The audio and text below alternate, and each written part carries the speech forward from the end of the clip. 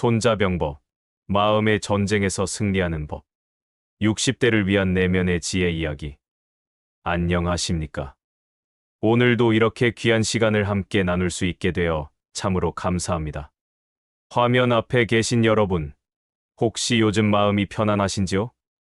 나이가 들수록, 세월이 쌓일수록 우리는 바깥의 전쟁보다 안쪽의 전쟁을 더 많이 치르게 됩니다. 누군가와 다투는 것이 아니라 자기 자신과 싸우는 시간이 많아지지요. 후회와 싸우고, 외로움과 싸우고, 때로는 자존심과도 싸웁니다. 그리고 그 싸움에서 지치면 우리는 스스로에게 묻게 됩니다. 나는 왜 이렇게 살아왔을까? 이제 남은 시간을 어떻게 살아야 할까? 오늘 이 시간에는 2000년도 더 된 고전 하나를 함께 펼쳐보려 합니다. 바로 손자병법입니다. 손자병법이라고 하면 많은 분들이 전쟁 이야기, 군사 전략서라고 생각하십니다. 맞습니다. 분명 그런 책입니다. 하지만 제가 오늘 여러분께 말씀드리고 싶은 것은 이 책이 단순히 칼과 창을 다루는 이야기가 아니라는 점입니다. 손자병법은 사실 마음을 다스리는 법에 관한 책입니다. 어떻게 하면 불필요한 싸움을 피할 수 있는지, 어떻게 하면 최소한의 에너지로 최대의 평화를 얻을 수 있는지, 그리고 어떻게 하면 내 안의 혼란을 정리하고 중심을 잡을 수 있는지에 관한 이야기입니다. 특히 우리처럼 인생의 후반부를 살아가는 사람들에게 손자병법은 놀라운 위로와 지혜를 선물합니다. 왜냐하면 이 책은 이기는 법이 아니라 싸우지 않고 이기는 법을 가르쳐 주기 때문입니다. 오늘 우리가 함께 나눌 주제는 바로 이것입니다.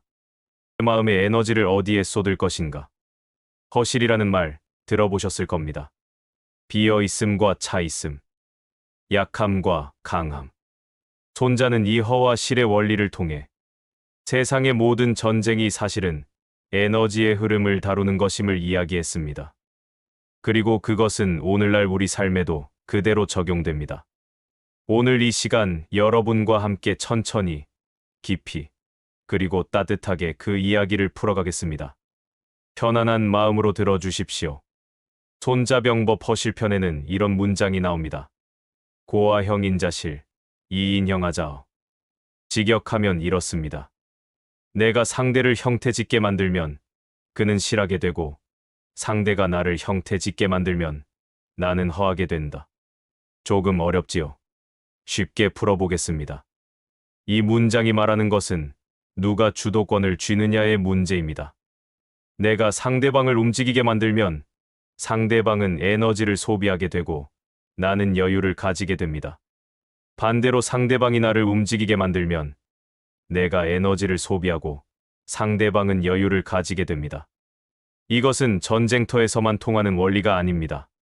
우리 삶에서도 똑같이 작동합니다. 예를 들어 볼까요? 여러분께 며느리가 있다고 가정해 봅시다. 혹은 사위가 있다고 해도 좋습니다. 명절이 다가오면 마음이 복잡해집니다. 올해는 우리 집에 올까?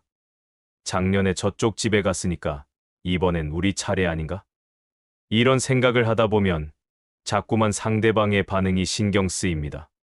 전화가 오면 조마조마하고 전화가 안 오면 서운합니다. 이것이 바로 형태 지어진 상태입니다. 내가 상대방의 행동에 따라 감정이 움직이는 것이죠. 내 마음의 중심이 나에게 있지 않고 상대방에게 넘어가 있는 겁니다. 손자는 이렇게 말합니다. 전쟁에서 이기려면 상대가 나를 흔들게 내버려 두지 말고 내가 상대를 흔들어야 한다고. 그런데 삶에서는 어떻게 해야 할까요? 며느리를 흔들라는 뜻일까요? 아닙니다. 그런 뜻이 아닙니다. 삶에서 허실의 원리를 적용한다는 것은 내 에너지를 쓸 곳과 쓰지 말아야 할 곳을 정확히 구분하는 것입니다. 며느리가 명절에 오든 안 오든 나는 내 마음의 중심을 잃지 않는다는 자세. 오면 반갑고 안 오면 그것도 괜찮다는 여유. 그것이 바로 허한 듯 보이지만 사실은 가장 실한 상태입니다. 왜냐하면 내 에너지를 소모하지 않았으니까요. 반대로 상대방이 어떻게 나오느냐에 따라 내 감정이 들쭉날쭉한다면 나는 이미 실한 듯 보이지만 사실은 가장 허한 상태에 놓인 겁니다. 왜냐하면 에너지를 다 쏟아부었으니까요. 60대를 살아가는 우리에게 이 지혜는 아주 중요합니다. 이제 우리에게 남은 에너지는 한정되어 있습니다. 몸도 예전 같지 않고 마음도 쉽게 지칩니다. 그런데 만약 우리가 모든 사람, 모든 일에 감정을 쏟아붓는다면 우리는 곧 텅 비어버릴 겁니다. 손자는 이렇게도 말했습니다. 선처전지 이대적자일. 먼저 전쟁터에 자리 잡고 적을 기다리는 자는 편안하다. 이 말은 미리 준비된 사람은 여유롭다는 뜻입니다. 삶에서도 마찬가지입니다. 내 마음의 자리를 미리 잡아두는 사람은 무슨 일이 일어나도 흔들리지 않습니다. 하지만 자리를 잡지 못하고 이리저리 휩쓸리는 사람은 늘 피곤하고 지칩니다. 그렇다면 우리는 어떻게 먼저 자리를 잡을 수 있을까요? 손자병법에서 가장 유명한 문장이 하나 있습니다. 지피지기 백전불태. 상대를 알고 나를 알면 100번 싸워도 위태롭지 않다. 이 문장은 너무 유명해서 거의 누구나 들어봤을 겁니다. 그런데 이 문장을 삶에 적용할 때 우리는 종종 오해를 합니다. 상대를 알아야 한다는 말에만 집중하는 것이죠. 상대방이 무슨 생각을 하는지, 어떤 약점이 있는지, 어떻게 움직이는지를 파악하려고 했습니다. 하지만 손자가 정말 강조한 것은 뒤에 나를 안다는 부분입니다. 여러분, 우리 자신을 얼마나 알고 있을까요? 60년, 70년을 살아왔지만 정작 우리는 우리 자신을 잘 모릅니다. 내가 진짜 원하는 게 무엇인지, 내가 진짜 두려워하는 게 무엇인지, 내가 왜 그 상황에서 화가 났는지, 왜 그 말에 상처를 받았는지 잘 모릅니다. 예를 들어, 자식이 전화를 안 한다고 해서 섭섭해하는 마음. 그 섭섭함의 정체가 무엇일까요? 정말 자식이 보고 싶어서일까요? 아니면 내가 무시당한다는 느낌 때문일까요? 아니면 나이 들어가면서 느끼는 외로움 때문일까요? 이것을 정확히 아는 것, 그것이 바로 나를 아는 것입니다. 손자는 전쟁에서 이기려면 내 군대의 강점과 약점을 정확히 알아야 한다고 했습니다. 강한 곳은 더 강하게 만들고 약한 곳은 보호해야 한다고 했습니다. 삶도 마찬가지입니다. 나의 약한 부분이 무엇인지 알아야 그 부분을 보호할 수 있습니다. 예를 들어, 내가 체면을 중요하게 여기는 사람이라는 것을 안다면 체면이 상하는 상황에서 내가 왜 그렇게 화가 나는지 이해할 수 있습니다. 그러면 그 화를 조절할 수도 있습니다. 아, 지금 내가 화가 나는 건 체면 때문이구나. 그런데 정말 체면이 그렇게 중요한가? 하고 스스로 물을 수 있습니다. 하지만 나를 모르면 그냥 화만 납니다. 그리고 그 화를 상대방에게 쏟아붓습니다. 그러면 관계는 망가지고 나는 더 외로워집니다. 손자는 또 이렇게 말했습니다. 승경선승이 후구전. 이기는 군대는 먼저 이긴 다음에 전쟁을 한다. 이상한 말 같지만 아주 깊은 의미가 담겨 있습니다. 이것은 진짜 강한 군대는 전쟁을 시작하기 전에 이미 이길 준비를 다 해놓는다는 뜻입니다. 훈련도 하고 전략도 짜고 보급품도 준비하고, 그래서 전쟁터에 나갔을 때는 이미 이긴 것이나 마찬가지인 상태를 만든다는 겁니다. 삶에서도 마찬가지입니다. 문제가 터지고 나서 허둥대는 것이 아니라 미리 내 마음의 중심을 잡아두는 겁니다. 예를 들어, 친구들과의 모임에서 누군가 나를 무시하는 말을 한다고 해봅시다. 그 순간 화가 치밀어 오릅니다. 하지만 만약 내가 미리 준비되어 있다면 어떨까요? 나는 다른 사람의 평가에 흔들리지 않는다는 마음의 자리를 미리 잡아두었다면 그 말이 들려도 덜 아프게 됩니다. 아니, 어쩌면 아예 상처가 되지 않을 수도 있습니다. 이것이 바로 먼저 이기고 나서 싸우는 자세입니다. 그렇다면 우리는 어떻게 내 마음의 중심을 미리 잡아둘 수 있을까요? 일상의 루틴이 주는 힘. 손자병법에는 형편이라는 장이 있습니다. 형이란 형태, 모양을 뜻합니다. 손자는 이 장에서 전쟁에서 이기려면 형을 만들어야 한다고 말합니다. 선의불가승. 먼저 이길 수 없는 상태를 만든다. 이것은 내가 지지 않을 상태를 먼저 만든 다음에 상대방이 실수하기를 기다린다는 뜻입니다. 방어를 튼튼하게 해서 상대가 아무리 공격해도 무너지지 않게 만드는 것이죠. 삶에서 이것은 무엇을 의미할까요? 바로 일상의 루틴입니다. 나이가 들면 하루하루가 비슷해집니다. 특별한 일도 없고 그냥 똑같은 일상이 반복됩니다. 어떤 사람들은 이것을 지루하다고 느낍니다.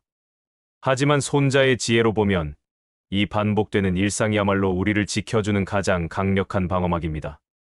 예를 들어 매일 아침 같은 시간에 일어나고 가벼운 산책을 하고 따뜻한 차를 마시는 루틴이 있다고 해봅시다. 이 루틴은 겉보기에는 아무것도 아닌 것 같습니다. 하지만 이 루틴이 있으면 무슨 일이 있어도 내 하루의 중심은 흔들리지 않습니다. 며느리가 전화를 안 해도, 자식이 무심한 말을 해도, 친구가 약속을 어겨도 나는 내일 아침에 다시 일어나서 산책을 하고 차를 마실 것입니다. 그 루틴은 변하지 않습니다. 그것이 바로 지지 않는 형태를 만드는 것입니다. 손자는 또 이렇게 말했습니다. 선불가승 이대적지가승. 먼저 내가 지지 않을 상태를 만들고 상대가 이길 수 있는 순간을 기다린다. 이것은 조급하지 않다는 뜻입니다. 나는 내 자리를 지키면서 때를 기다립니다. 삶에서도 마찬가지입니다. 자식과의 관계가 서먹하다고 해서 무리하게 다가가려고 할 필요는 없습니다. 나는 내 자리를 지키면서 자식이 마음을 열 때를 기다리면 됩니다. 그 기다림이 불안하지 않으려면 내 일상의 루틴이 튼튼해야 합니다. 어떤 분들은 이렇게 생각할 수 있습니다. 그런데 그렇게 매일 똑같이 사는 게 무슨 의미가 있나요? 의미가 있습니다. 큰 의미가 있습니다. 우리는 살아오면서 많은 것을 잃어왔습니다. 젊음도 잃고, 건강도 잃고, 어쩌면 배우자도 잃었을 수 있습니다. 하지만 우리가 잃지 않을 수 있는 것이 하나 있습니다. 바로 내 하루를 살아가는 방식입니다. 아무도 그것을 빼앗아갈 수 없습니다. 매일 아침 해가 뜨면 나는 일어나서 내 방식대로 하루를 시작합니다. 그 하루가 특별하지 않아도 괜찮습니다. 그 하루가 반복되어도 괜찮습니다. 그 반복 속에서 나는 내 존재의 무게를 느낍니다. 나는 여전히 여기 있다. 나는 여전히 내 삶을 살고 있다. 이것이 바로 형을 만드는 것입니다. 싸우지 않고 이기는 법, 불필요한 전쟁을 피하는 지혜. 손자병법의 가장 유명한 가르침 중 하나는 이것입니다. 부전이구린 지병 선지선자야.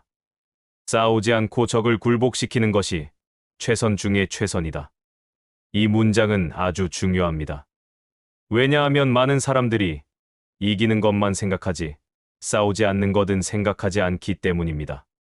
우리 삶을 돌아보면 얼마나 많은 불필요한 싸움을 해왔는지 알 수 있습니다. 자존심 때문에 싸우고, 체면 때문에 싸우고, 오해 때문에 싸우고, 때로는 그냥 기분이 나빠서 싸웠습니다. 그런데 그 싸움에서 이긴 적이 있나요? 이겼다고 해도 무엇을 얻었나요? 대부분의 경우 우리는 싸움에서 이기지도 못했고 이겼다 해도 남은 건 쓴맛뿐이었습니다. 손자는 이것을 알았습니다. 싸움 자체가 소모적이라는 것을, 아무리 이겨도 싸움을 하는 순간 이미 손해를 보는 것이라는 것을. 그래서 그는 싸우지 않고 이기는 법을 가르쳤습니다. 그렇다면 어떻게 싸우지 않고 이길 수 있을까요? 첫 번째, 상대방이 싸움을 걸지 못하게 만드는 것입니다. 예를 들어, 누군가 나에게 화를 내며 따지려고 합니다. 이때 나도 똑같이 화를 내면 싸움이 시작됩니다. 하지만 내가 조용히, 차분하게 대답한다면 어떻게 될까요? 상대방은 싸울 대상을 잃어버립니다. 화를 낼 곳이 없어지는 거죠. 이것이 바로 싸우지 않고 이기는 첫 번째 방법입니다. 상대방의 에너지를 흡수해버리는 겁니다. 두 번째, 싸움의 이유를 없애버리는 것입니다. 많은 싸움은 오해에서 시작됩니다. 누군가 나를 무시했다고 생각하지만 사실은 상대방이 그런 의도가 전혀 없었을 수도 있습니다. 이때 내가 먼저 다가가서 혹시 이런 뜻이었나요? 라고 물어본다면 싸움은 일어나지 않습니다. 이것은 약한 모습이 아닙니다. 오히려 가장 강한 모습입니다. 왜냐하면 나는 내 에너지를 지켰고 관계도 지켰기 때문입니다. 세 번째, 애초에 싸울 가치가 있는지 판단하는 것입니다. 손자는 전쟁을 시작하기 전에 반드시 이길 수 있는지, 이겨서 얻는 것이 무엇인지를 따져보라고 했습니다. 만약 이길 수 없거나 이겨도 얻는 것이 없다면 싸우지 말라고 했습니다. 삶에서도 마찬가지입니다.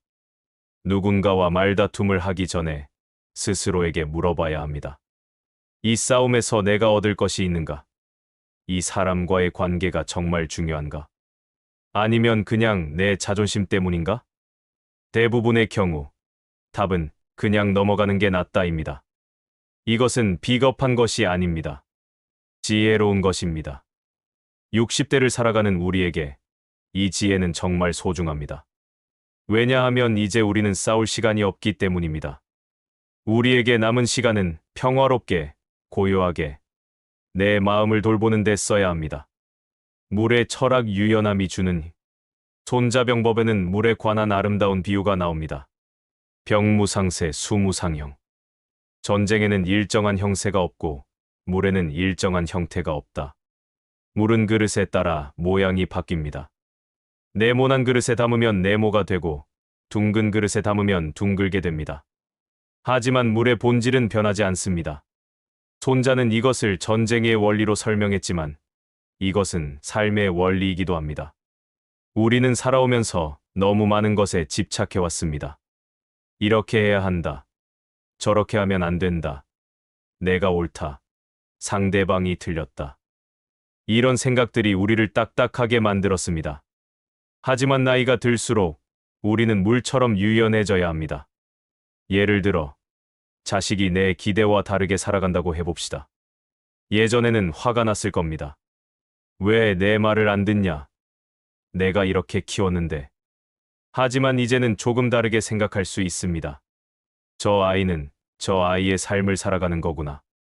나는 나대로 살고 저 아이는 저 아이대로 살면 되는 거구나. 이것이 물의 철학입니다. 물은 낮은 곳으로 흐릅니다. 높은 곳을 차지하려고 싸우지 않습니다. 하지만 결국 모든 물은 바다로 갑니다. 바다는 가장 낮은 곳이지만 동시에 가장 큰 곳입니다. 삶도 마찬가지입니다. 나이가 들수록 우리는 낮아져야 합니다. 자존심을 내려놓고 고집을 내려놓고 체면을 내려놓아야 합니다. 그러면 신기하게도 우리 마음은 더 넓어집니다. 손자는 또 이렇게 말했습니다. 능인적 변화의 취승자 위지신. 적의 변화에 따라 변화하여 승리를 취하는 자를 신묘하다고 한다. 이것은 상황에 따라 유연하게 대처하는 것이 가장 높은 경지라는 뜻입니다. 우리 삶에서도 마찬가지입니다. 모든 상황을 내 뜻대로 만들려고 하지 말고 상황에 맞춰 내가 변화할 수 있어야 합니다. 날씨가 좋으면 계속 밖에 나가고 날씨가 나쁘면 집에 있으면 됩니다. 자식이 연락하면 반갑고 연락 안 하면 그것도 괜찮습니다. 친구가 만나자고 하면 만나고 안 만나자고 하면 혼자 시간을 보내면 됩니다. 이렇게 유연해지면 삶이 훨씬 편해집니다. 왜냐하면 모든 것과 싸울 필요가 없어지기 때문입니다. 물은 바위를 피해서 흐릅니다. 하지만 오랜 시간이 지나면 그 물이 바위를 깎아냅니다. 이것이 유연함의 힘입니다. 우리도 마찬가지입니다. 당장 눈앞의 문제와 정면으로 맞서지 않아도 괜찮습니다. 피해서 가도 괜찮습니다. 시간이 지나면 그 문제는 저절로 해결되는 경우가 많습니다. 마음의 전쟁, 내면의 적을 이기는 법. 지금까지 우리는 손자병법의 여러 원리를 삶에 적용하는 방법을 이야기했습니다. 하지만 사실 가장 어려운 전쟁은 따로 있습니다. 바로 나 자신과의 전쟁입니다. 60대를 살아가면서 우리는 수많은 내면의 적들과 마주합니다. 후회라는 적. 그때 그렇게 하지 말았어야 했는데. 외로움이라는 적. 나는 왜 이렇게 혼자일까? 무력감이라는 적. 이제 나는 아무것도 할 수 없어. 이런 적들은 밖에서 오는 적들보다 훨씬 강력합니다. 왜냐하면 이 적들은 내 마음속에 있기 때문입니다. 도망칠 수도 없고 피할 수도 없습니다. 손자라면 이 상황을 어떻게 해결했을까요? 손자는 적을 알라고 했습니다. 그렇다면 내 마음속의 적도 알아야 합니다. 예를 들어 후회라는 적을 봅시다. 후회는 왜 생길까요? 과거에 대한 집착 때문입니다. 그때 다르게 했으면 이라는 생각. 하지만 과거는 바꿀 수 없습니다. 절대로 바꿀 수 없습니다. 그렇다면 후회와 싸우는 것은 의미가 없습니다. 이길 수 없는 싸움이니까요. 대신 후회를 받아들여야 합니다. 그래, 나는 그때 그런 선택을 했어. 그것이 최선이었을 수도 있고 최선이 아니었을 수도 있어. 하지만 그것이 내가 그때 할 수 있었던 전부였어. 이렇게 받아들이면 후회는 힘을 잃습니다. 외로움도 마찬가지입니다. 외로움은 누군가와 함께 있어야 한다는 생각에서 옵니다. 하지만 정말 그럴까요? 정말 누군가와 함께 있어야만 행복할 수 있을까요? 아닙니다. 혼자 있어도 평화로울 수 있습니다. 아니, 어쩌면 혼자 있을 때가 가장 평화로울 수도 있습니다. 손자는 이렇게 말했습니다. 지승자강. 이김을 아는 자가 강하다. 이것은 내가 이길 수 있는 싸움과 이길 수 없는 싸움을 구분할 줄 아는 자가 진짜 강한 자라는 뜻입니다. 과거와의 싸움은 이길 수 없습니다. 그러니 싸우지 말아야 합니다. 타인의 마음을 바꾸려는 싸움도 이기기 어렵습니다. 그러니 내 에너지를 거기에 쓰지 말아야 합니다. 하지만 내 마음을 다스리는 싸움은 이길 수 있습니다. 그러니 거기에 집중해야 합니다. 아침을 지배하는 자가 하루를 지배한다. 이제 조금 더 구체적인 이야기를 해봅시다. 손자병법의 지혜를 우리 일상에 어떻게 적용할 수 있을까요? 첫 번째, 아침 루틴을 만드십시오. 손자는 먼저 전쟁터에 자리 잡은 자가 이긴다고 했습니다. 아침은 우리 하루의 전쟁터입니다. 아침을 어떻게 시작하느냐에 따라 하루 전체의 분위기가 달라집니다. 구체적으로 이렇게 해보십시오. 매일 같은 시간에 일어나십시오. 알람이 필요 없을 정도로 몸이 익숙해질 때까지 반복하십시오. 일어나자마자 창문을 여십시오. 바깥 공기를 느끼십시오. 햇빛을 보십시오. 이것만으로도 뇌가 깨어납니다. 따뜻한 물 한 잔을 마시십시오. 천천히, 음미하면서 마시십시오. 이것이 당신 하루의 첫 번째 의식입니다. 그리고 10분이라도 좋으니 가만히 앉아 있으십시오. 명상이라고 부를 것도 없습니다. 그냥 조용히 앉아서 숨을 쉬십시오. 들숨, 날숨. 그것에만 집중하십시오. 이 간단한 루틴이 당신을 지켜줄 겁니다. 에너지 지도 그리기. 두 번째, 당신의 에너지 지도를 그리십시오. 손자는 허실의 원리를 가르쳤습니다. 어디가 비어 있고 어디가 차 있는지 아는 것. 당신의 삶에서도 에너지 지도를 그려야 합니다. 종이 한 장을 꺼내십시오. 그리고 적어 보십시오. 내 에너지를 가장 많이 쓰는 곳은 어디인가? 아마도 걱정, 후회, 누군가에 대한 섭섭함, 이런 것들이 적힐 겁니다.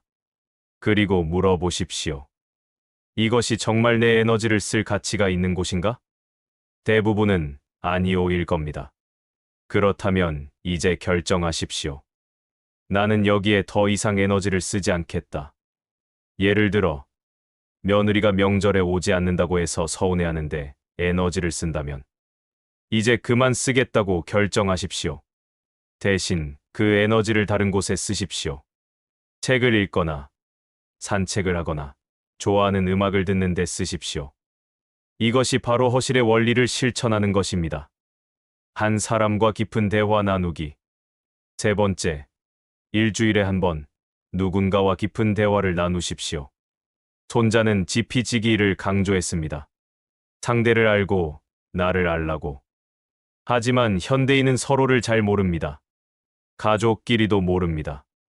일주일에 한 번 누군가를 만나십시오.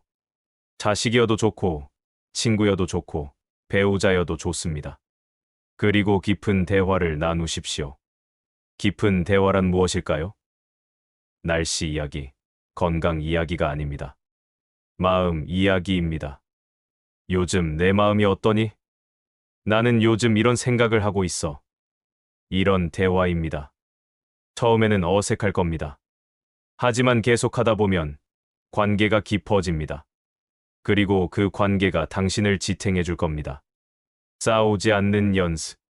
네 번째, 싸우지 않는 연습을 하십시오. 손자는 싸우지 않고 이기는 것이 최선이라고 했습니다. 하지만 이것은 연습이 필요합니다.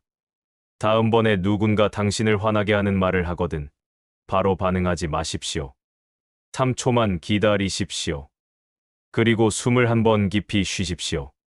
그 3초 동안 스스로에게 물으십시오. 지금 내가 화를 내면 내가 얻는 것이 있는가? 대부분의 경우 아무것도 얻지 못합니다. 오히려 잃습니다. 관계를 잃고 평화를 잃습니다. 그러니 참으십시오. 참는 것이 아니라 그냥 반응하지 않는 것입니다. 그렇게 생각하실 수도 있겠네요. 그런가요?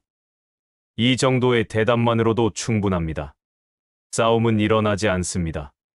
처음에는 어렵겠지만 연습하다 보면 익숙해집니다. 그리고 익숙해지면 삶이 훨씬 평화로워집니다.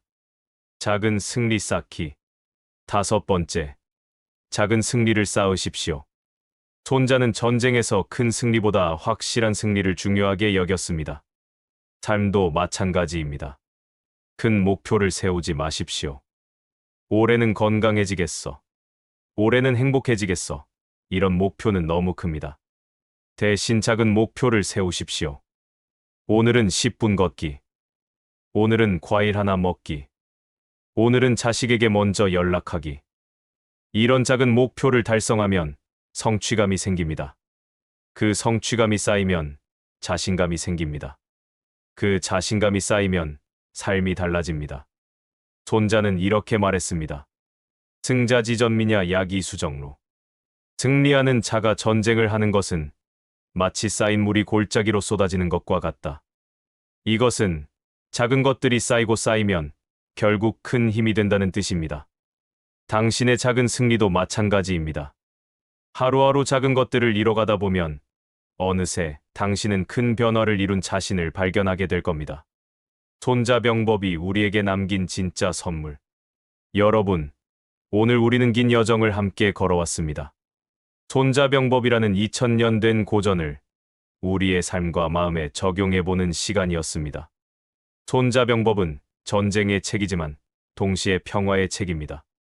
어떻게 싸울 것인가를 가르치지만 동시에 어떻게 싸우지 않을 것인가를 가르칩니다. 그리고 그것이 바로 우리에게 필요한 지혜입니다. 60대를 살아가는 우리에게 이제 싸울 시간은 없습니다. 우리에게 남은 시간은 평화롭게, 고요하게, 우리 자신과 화해하는 데 써야 합니다. 후회와 화해하고, 외로움과 화해하고, 늙어가는 내 몸과 화해해야 합니다. 손자는 우리에게 그 방법을 알려줬습니다. 먼저, 내 자리를 잡으라고 했습니다. 일상의 루틴을 만들고 그 루틴 속에서 중심을 잡으라고 했습니다. 둘째, 에너지를 아껴 쓰라고 했습니다. 모든 것에 감정을 쏟지 말고 정말 중요한 곳에만 에너지를 쓰라고 했습니다. 셋째, 싸우지 말라고 했습니다. 이길 수 없는 싸움, 이겨도 얻는 게 없는 싸움은 애초에 하지 말라고 했습니다. 넷째, 유연하라고 했습니다. 물처럼 흐르고 상황에 맞춰 변화하고 낮은 곳으로 가라고 했습니다. 다섯째, 나를 알라고 했습니다. 내 마음의 적이 무엇인지, 내가 진짜 원하는 게 무엇인지 알라고 했습니다. 이 5가지만 실천해도 우리 삶은 크게 달라질 겁니다. 물론 쉽지 않을 겁니다. 오랜 습관을 바꾸는 것은 어렵습니다. 하지만 불가능하지는 않습니다. 하루에 한 가지씩만 실천해 보십시오. 오늘은 아침 루틴을 만들어 보고, 내일은 에너지 지도를 그려보고, 모레는 누군가와 깊은 대화를 나눠 보십시오. 작은 변화들이 쌓이면 언젠가 당신은 깨닫게 될 겁니다. 아, 내 마음이 예전보다 편해졌구나. 예전 같으면 화났을 일인데 지금은 별로 화가 안 나네. 외롭다고 생각했는데 혼자 있는 것도 나쁘지 않네. 그때 당신은 손자병법의 진짜 의미를 이해하게 될 겁니다. 손자병법은 전쟁에서 이기는 법이 아니라 삶에서 평화를 찾는 법을 가르쳐준 책입니다. 그리고 그 평화는 밖에 있지 않습니다. 누군가 나에게 줄 수 있는 것도 아닙니다. 그 평화는 내 안에 있습니다. 내가 만들어야 하는 것입니다. 오늘 이 시간이 여러분께 작은 씨앗 하나를 심는 시간이 되었으면 합니다. 그 씨앗이 자라서 언젠가 큰 나무가 되어 여러분의 마음에 그늘을 드리우고 평화를 선물하기를 바랍니다. 여러분, 오늘도 이렇게 귀한 시간을 함께 해주셔서 감사합니다. 손자는 마지막으로 이런 말을 남겼습니다. 고지병자 동의불미 거의불궁. 전쟁을 하는 자는 움직여도 미혹되지 않고 일을 벌여도 궁하지 않는다. 이것을 우리 삶에 적용하면 이렇게 말할 수 있을 것 같습니다. 삶을 아는 자는 무슨 일이 일어나도 중심을 잃지 않고 어떤 상황에서도 평화를 잃지 않는다. 여러분 모두가 그런 삶을 사실 수 있기를 진심으로 기원합니다. 긴 시간 함께 해주셔서 감사합니다. 여러분의 마음에 평화가 깃들기를 바랍니다. 다음 시간에 또 뵙겠습니다. 안녕히 계십시오.